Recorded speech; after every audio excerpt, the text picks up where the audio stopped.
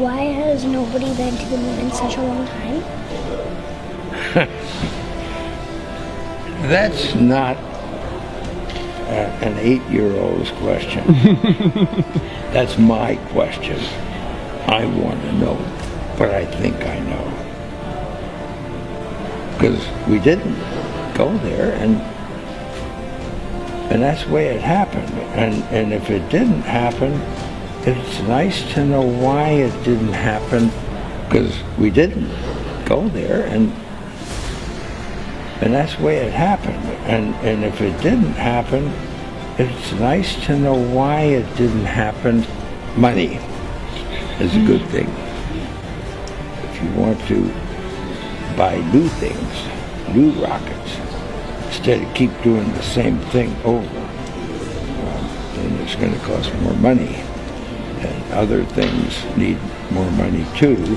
So having achieved what the president wanted us to do, and then what thousands, millions of people in America and millions of people around the world.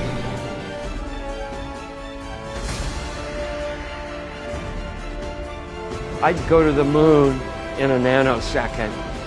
The problem is we don't have the technology to do that anymore. We used to, but we destroyed that technology, and it's a painful process to build it back again.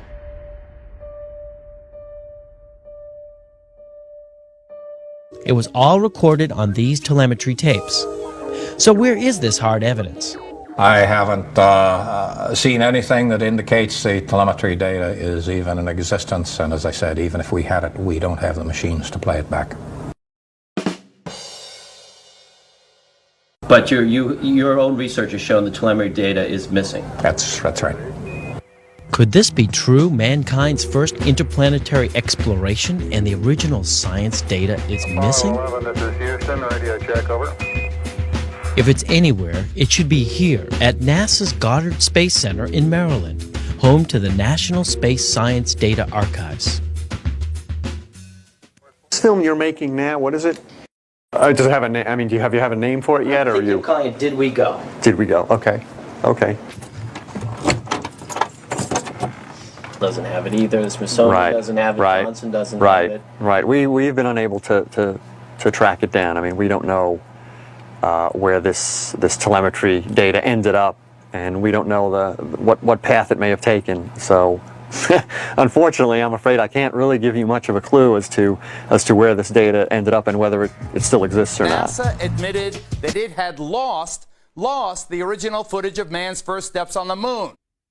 Okay, Houston, we've had a problem here. This is Houston. Say again, please. Houston, we've had a problem. We've had a main beam undervolt. Roger, main beam undervolt. Okay, stand by, 13. We're looking.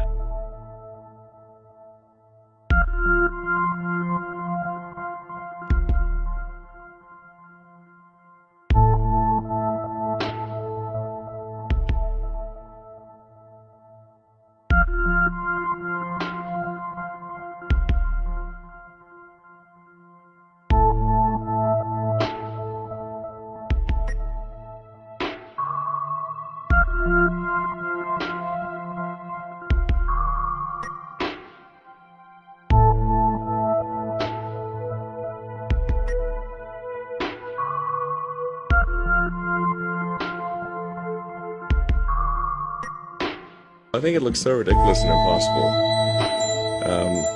And you can tell it's real because it looks so fake, honestly.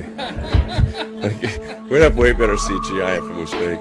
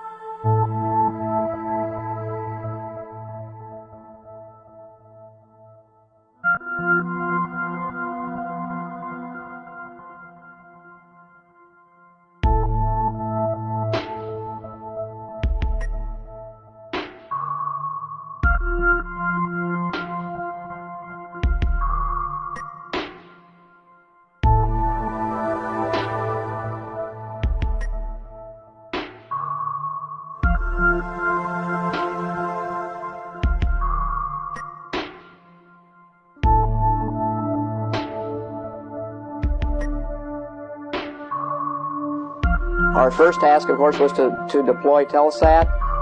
It was a nighttime deploy, and so this is a TV picture, nighttime TV picture.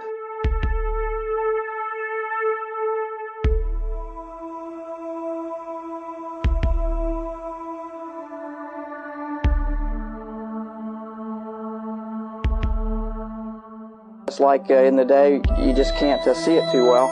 And in the pilot seat during this operation, sort of monitoring the motion of the vehicle, making sure that it was steady and that there were very few vibrations of any sort.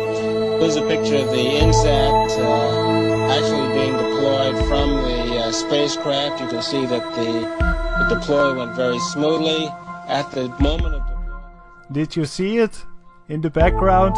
There was a guy in the background, man. I'm not kidding you. You can't deny that that's someone in the background. There's a guy moving in the background. Here, watch it again. Watch it closely. I looked up, or I tried to look up the size of this rocket. I found this picture. You can see it's massive. So if that rocket is in space and if there's a guy in the background in that footage, that means that there are like giants, but like insane big giants floating around in space looking at NASA. That's probably why they don't dare to go back to the moon and why they hide so much stuff. Space is full of giants.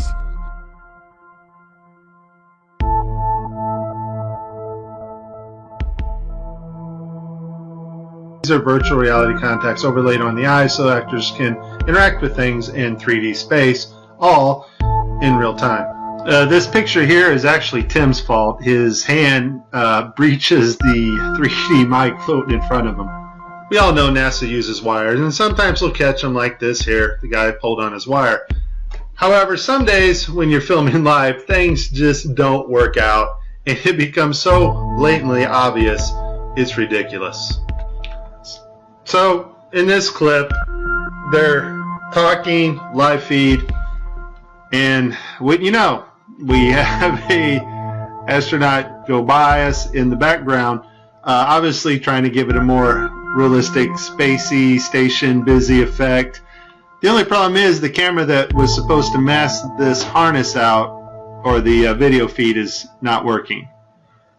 And so we see the guy come flying along in a harness on his wires.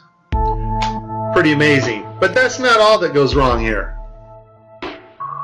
They're wearing augmented contact lenses so that they can interact with these 3D objects. Now in this scene, the guy on the left in the green shirt, he thinks he sees an object in 3D space that's being broadcast to him. So he grabs it and he puts it off to the side. He's looking straight ahead because he's looking at an object rotating in front of him, but the video channel is down that is supposed to show the viewers what we're supposed to see, and so we don't actually get to see the object that he has seen. And I would just sum this up as a very terrible, bad, horrible day for NASA doing live feeds. You have been warned. This is very serious stuff, and if you do not get it now, you won't get it later, because later you won't know the difference. Thank you very much again. Thank you for your time. Have a good flight and many more exciting experiments on the orbit. Thanks a lot.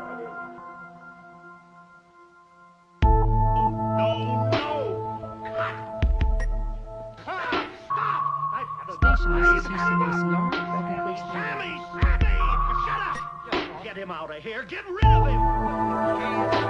Guys of the world, now look into space, to the moon, and to the planets beyond. And we have vowed that we shall not see it governed by a hostile flag of conquest, but by a banner of freedom and peace. We have vowed that we shall not see space filled with weapons of mass destruction.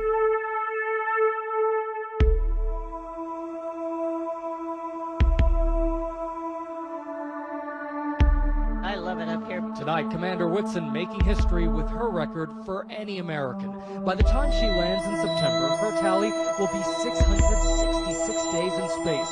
Will be 666 days in space.